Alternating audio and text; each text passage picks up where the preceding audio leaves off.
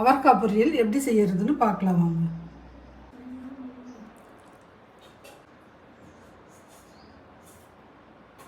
அவரைக்காய் பொரியலுக்கு என்னென்ன தேவைன்னு பார்க்கலாம். 1/2 கிலோ அவரைக்காய் எடுத்து நீங்கள் இந்த மாதிரி பொடியாக கட் பண்ணிக்கோங்க. அவரைக்காய் கடையிலேருந்து வாங்கிட்டு வரும் பொழுது கொஞ்சம் உப்பு போட்டு நல்லா கழுவிடுங்க. சில அவரைக்காய் வந்து மருந்து ஸ்மெல் வருது, அதனால் உப்பு போட்டு நல்லா அலசிட்டு இந்த மாதிரி கட் பண்ணிக்கோங்க.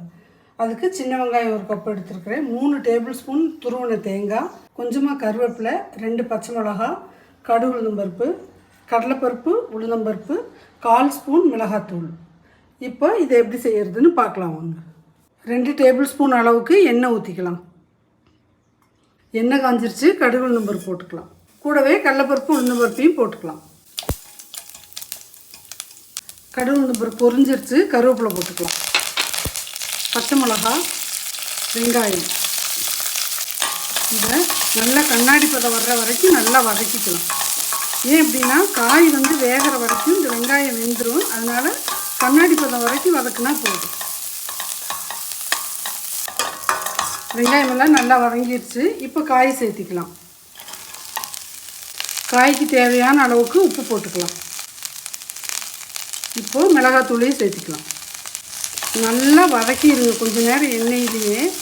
அதுக்கப்புறம் நம்ம தண்ணி தெளித்து தான் அதை வேக வைக்க போகிறோம்.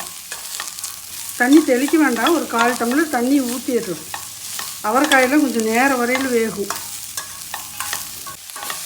இந்த லைட் க்ரீன் வந்து கொஞ்சம் டார்க் ஆகிற வரைக்கும் நம்ம வதக்கிக்கலாம். இந்த அளவுக்கு வதங்கினா போதும். காய் வந்து ஃப்ரெஷ்ஷாக இருக்கும்போது ஸ்டிஃப்பாக இருக்கும். இப்போ கொஞ்சம் இப்படி வாடின மாதிரி இந்த மாதிரி வந்தோடனே நம்ம தண்ணி ஊற்றிக்கலாம். 1/2 டம்ளர் அளவுக்கு நம்ம தண்ணி ஊற்றிக்கலாம்.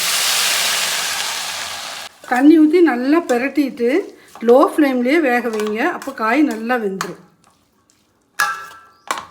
மூடி போட்டு ஒரு 10 நிமிஷம் லோ ஃப்ளேம்லேயே வேகட்டும். அதுக்கப்புறம் வந்து நம்ம பிரட்டி விட்டுறலாம். வெந்துருச்சான்னு பார்க்கலாம். கொஞ்சமாக தண்ணி இருக்குது, இந்த தண்ணியே போதும். நல்லா பிரட்டி விட்டுறலாம். அவரைக்காய் வந்து வேகலைன்னா உங்களுக்கு நார் நாராக இருக்கும். இப்போ காய் வெந்துருச்சான்னு பார்க்கலாம்.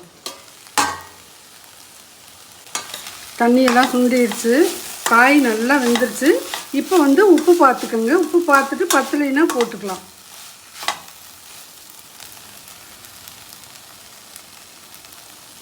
இப்போ நான் தேங்காய் சேர்த்திக்கிறேன். உப்பு கொஞ்சம் பத்தலை, நான் போட்டுக்கிறேன். இப்போ நல்லா பிரட்டி விட்டுறலாம் தேங்காய் பூ போட்டு. தேங்காய் பூ உங்களுக்கு இன்னும் கொஞ்சம் போட்டுக்கணுன்னாலும் நீங்கள் போட்டுக்கலாம், அது உங்கள் விருப்பம்தான். அவ்வளோதான், ஸ்டவ் ஆஃப் பண்ணிடலாம்.